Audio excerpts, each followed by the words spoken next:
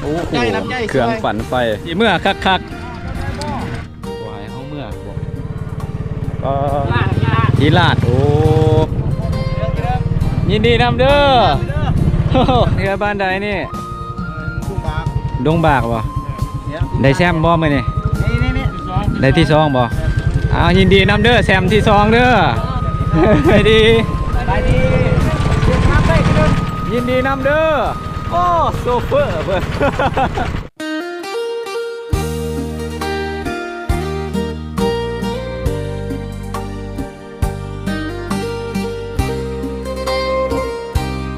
คือทางนี้เพิ่นบ่มีไฟฟ้าใส่นี่บ่ได้ใส่ไฟฟ้าเนี่ยเอาเครื่องจักรใหญ่ปั่นไฟโอ้โจเจ้ยมาคือสิหนักเติบเลยนี่ด้วยก่อนโอ้แม่นเด้อบ่ต้องใส่น้ำมันบ่ใส่โอ้โหเครื่องปั่นไฟความสามัคคีโอ้โตคนเอาปุงตีเลยไปขึ้นไปเถอะที่เขายี่เถอะหมดแล้วเว้ยความสามัคคีปะกันมาได้เพราะว่าอยู่นี่โบได้ถือมาที่เครื่องกินของอยากนะแน่นอนแล้วรับที่บ้านนึงบ่จับหนูฮะที่นี่รับเลยรับแล้วจังท้ายเลยซ้ำท้ายเลยมันมืดจับรับพอดีอันนั้นร้านถูกท่ามเนี่ยพออันจักเนี่ยเท่าไหร่ซื้อ18 ล้านเลย18 ล้านบ่18 ล้านได้3 ปีแล้วเดี๋ยวนี้ก็เกือบ20เลยเนาะ30โอ้โดยพอโดย18 ล้านกีบแต่ว่าเป็นเงินบาทนี่ก็บ่ฮู้ว่ามันสิตกอยู่เท่าใดโอ้โธ่แพงเนาะบ่ธรรมดาสั่งแล้วกระส่วนลงกินกระส่วนมันก็ประหยัดแน่นะกินกระส่วนอ๋อเนื้อบ้านเขาใช่ไม่ใช่แต่น้ำมันค่อยพุ่นนี่โอ้มัดมือนี่ก็มัดมือมันมัด4 ลิตรโอ้ก็ใช้แต่2 ลิตรมันก็ประหยัดแล้วมืดแต่4 ลิตรโอ้ก็ถือว่าประหยัดหลายเด้ประหยัดให้ได้สร้างให้มันหมดหลายเลยตู้ใหญ่นี่ก็คือสิเฮ็ดได้เบิดไฟนี่เนาะฮะโอ้ที่เขาให้เฟอร์นิเจอร์เลยโอ้เจอมันก็เลือกแล้วโอ้บัดแต่ก่อนมันบ่มีไฟฟ้าเนาะอยู่ป่าอยู่ดงก็ใส่จักรตัวนี้ใส่เนาะโดยแม่นมันไม่ส่วนมันอยู่หนองหินเด้โอ้ส่วนมันอยู่หนองหินซื้อดินอยู่หนองหินเนาะแต่ว่าคุณปุ๊บกระตุกผู้เฮือนนี่นะอ๋อแล้วก็บ่มีไฟเนาะมีไฟก็ใช้จักรตัวนี้ไปโดยแต่ว่าตอนนั้นก็ผมทำแลสบายใส่อ๋อเจอเด้กันใส่เฟอร์นิเจอร์ได้มันได้หมดแล้วคักนี่คือสีบนได้มันบ่มีเขาก็ใส่ก็ได้สบายแต่ฟังราคามันแล้วโอ้โหดเนาะแพงก็18 ล้านโอ้พี่น้องเอ้ยสิได้กลับบ้านตัวเป็นสิคนเครื่องเมื่ออะไรบัดนี้พี่น้องเอ้ยจักปั่นไฟมาเนี่ยเพิ่นเซาเอาบ่จักอันนี้มันนี่โอ้ยดีแม่ตกใจเบิดเลยทางนั้นก็สิเอาเรือเมื่อเลยโอ้อันนี้ยืมจากเพิ่นโอ้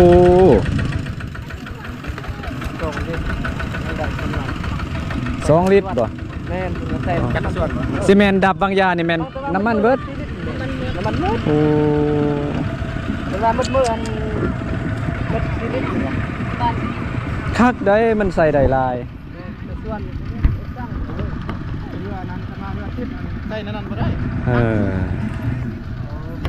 ว้าวันนี้เฮาสิออกเมื่อบ้านคักๆบ่คิดว่าสิเป็นแนวนี้ได้พี่น้องเมืองสนามใส่นี่ของต้อนลงลายเด้โอ้มาเนี่ยโอ้โธ่พี่น้องเอ้ยสิกลับบ้านว่าสิเมื่อคักๆบ่ให้เฮาเมื่อได้บัดนี้เพิ่นไปซื้ออีหยังนี่มันกะเพราบ่เคยกินจักเทื่อนี่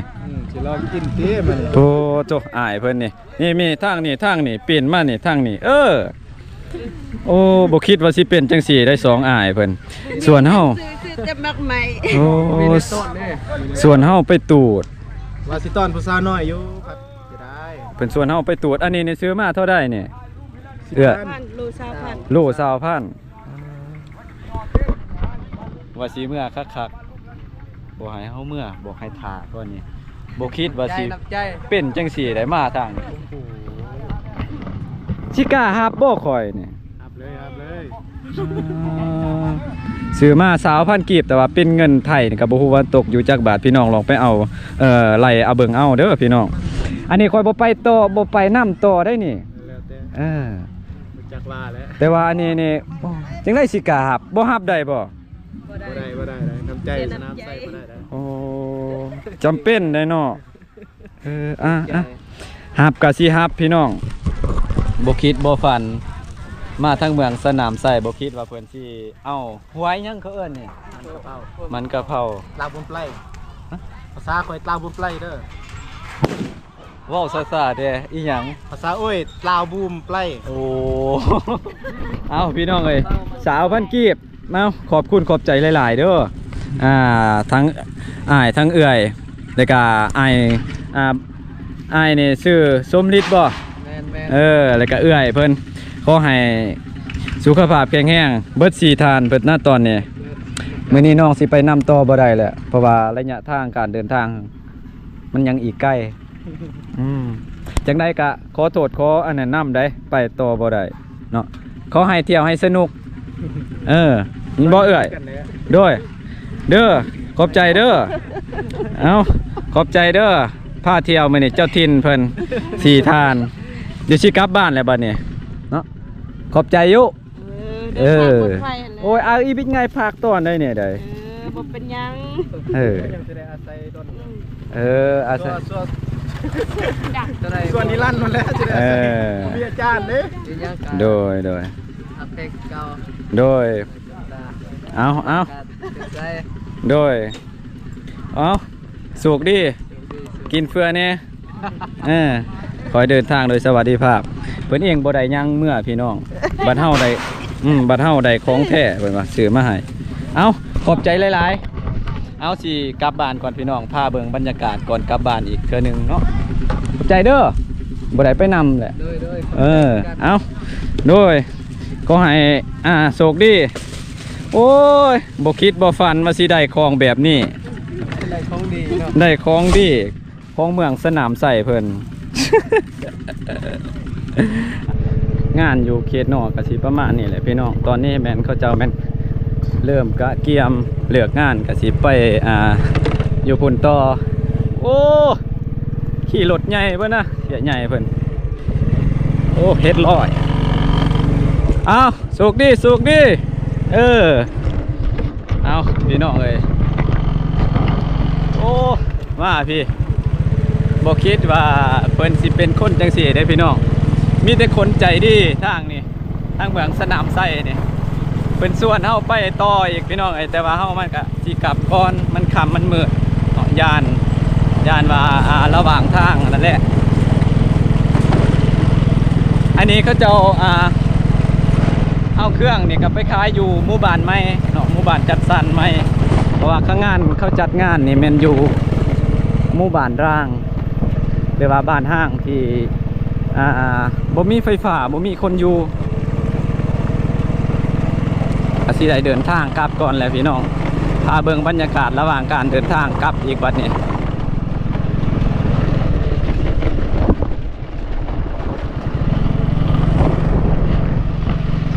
นี่ก็คือบ้านนิลาดเก่าที่เขามีงานจัดงานทางนี้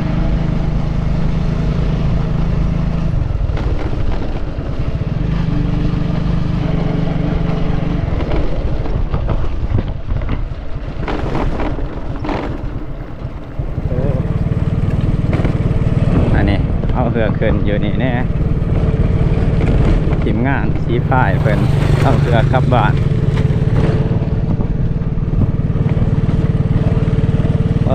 โต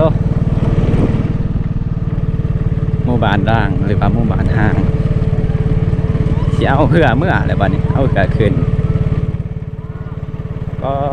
โธ่เหือ แซ่บ แซมบ่เนี่ย แซ่บแซ่บ โอ้ แซมหอบเศร้า แซมหอบเศร้าเอ้า3เหรอนี่เด้ สอง 2โอ้ยินดีนำเด้ออันนี้ทีมงานเฮือบ้านใดเนี่ยทีลาดโอ้เจ้าทิน โดยโอ้ตุ๊เอาเหือขึ้นเลยกลับบ้านเอายินดีนำเด้อ เชฟกระชอน อันนี้เจ้าพ่อมาเฮศักดิ์เปิดเถือแซบยินดีนำเด้อคากหลายพี่น้องเอ้ยเสียดายแต่ว่าหมู่บ้านนี้ผมมีคนมาอยู่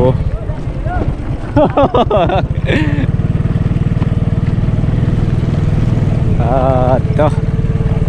เดี๋ยวขึ้นกลับบ้านนี้โอ้ทีมงานเฮือบ้านใดนี่ ดุงบาก ดงบากบ่ได้แซมบ่มื้อนี่ นี่ได้ที่2บ่โอ้ยินดีนำเด้อโอ้ต่อที่กลับบ้านวันนี้เอายินดีนำเด้อแซมที่2เด้อ โอ้ยพี่น้องเอ้ยบรรยากาศบ้านล่างเสียได้บ่มีคนอยู่เนาะเสียได้เฮือนหลังงามๆโอ้โตมีแต่หลังงามๆเลยแต่ว่าบ่มีคนอยู่ต่อไปกับบ่แน่นะแต่ว่าบ้านนี่บ่มีคนอยู่คืออยู่บ้านอื่นนะบ้านสมองก็มีคนอยู่แล้วก็บ้านบ้านใหม่ก็มีคนอยู่แต่ว่าบ้านนี้บ่มีคนอยู่เลยมีแต่บ้านมีแต่เฮือนห้างบ้านห้างเนาะเสียดายเฮือนเขาพี่น้องเจ้าของเพิ่นบ่มามั่งเนาะ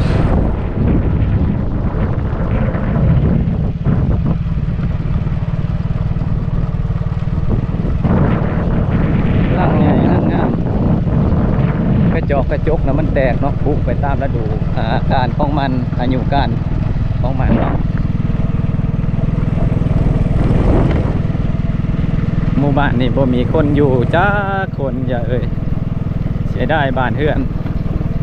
นี่เฮากะสิได้เดินทางกลับบ้านกะอีกใกล้เติบพี่น้องประมาณ50 ปลายกว่าลักหรือว่า50 ปลายกว่ากิโลสิฮอดบ้านเฮาเวลารถใหญ่กายเป็นจังซี่โดด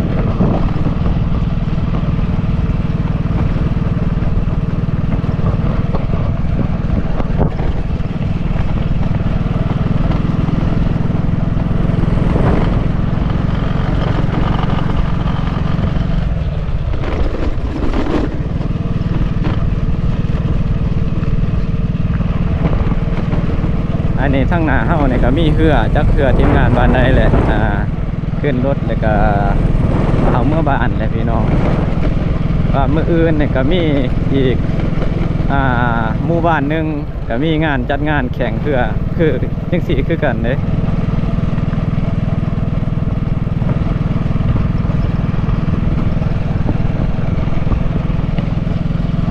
อันนี้จักเรือบ้านใดเขาเอาจอเมื่อ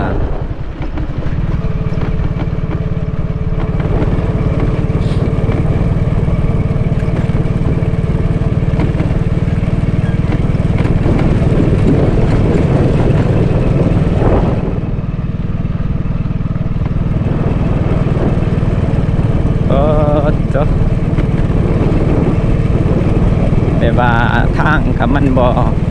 นี่ปันใด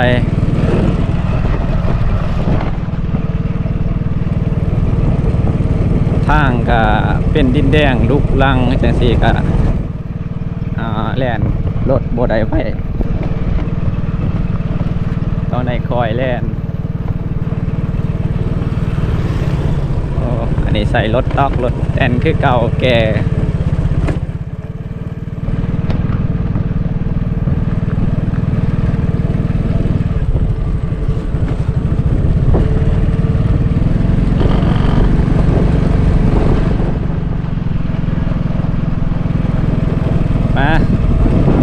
ทีมงานคือบ้านใดเด้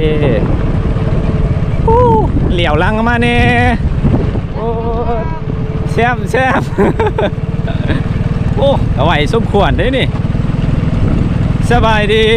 ไปดี ทีมงานคือบ้านใดนี่ งานเทศสนามไส้ เทพสนามไส้ ลงสมองไหม สมองไหมที่หนึ่งบ่เนี่ย ทีนึง แม่นบ่ แม่น โอ้ ยินดีน้ำเด้อ โอ้ยได้ก็ได้ มืออื่นไปอนาหารไทยสูงอีกบ่โอ้โดยโอ้ตอนลงน้ำกันโดยโอ้แซมยินดีนำเด้อโอ้โซเฟอร์เพิ่น ไปเพื่อนทั้งครับรถ คักพอผู้สาว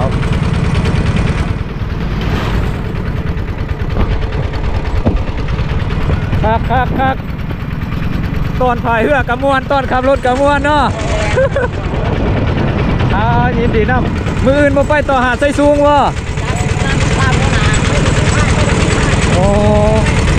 ด้วยโอ้ยินดีนำเห็นไอ้ลงเฟซกระแชร์เลยเด้อ เอาพี่น้องเลยอันนี้ก็คือทีมงานบ้านเพิ่นเอาเรือกลับบ้านแหละทุกคนเลยก็ลงน้ำแล้วก็คือที่เห็นขับรถไถแกเมื่อบ้านอีกเทื่อหนึ่งคือว่าได้มวนเด้ตอนถ่ายกับมวนตอนขับรถเมื่อกับมวนถึงว่าเส้นทางระยะทางมันสีไก่ปันใดแนวใจมากก็ไปหอดไปเถิงพี่น้องคักทีมงานทั้งเมืองสนามไส้เนี่ยโอ้ถือว่ามีแต่คนใจดีเลยมาทางนี้เพราะว่าจะเป็นเด็กหน่อยผู้ใหญ่ใบนุ่มเนาะเขาเจ้าเห็นเขาก็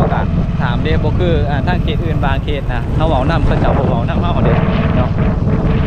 พูดแล้วยังอีกคือเก่าระยะการเดินทางก็อีกใกล้เติบ